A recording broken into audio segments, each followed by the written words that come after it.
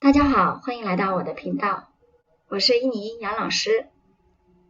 今天要跟大家分享的是跟做菜有关的词汇。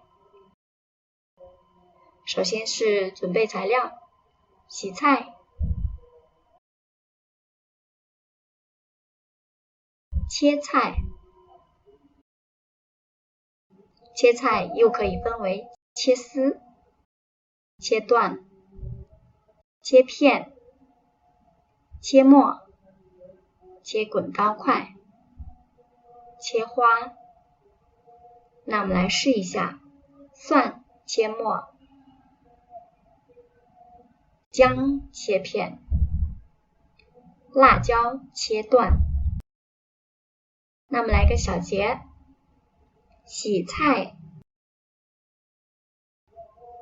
切菜、切丝、切片、切段、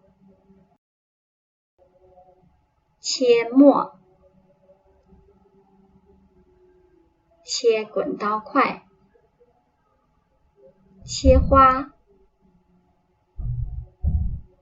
蒜切末、姜切片、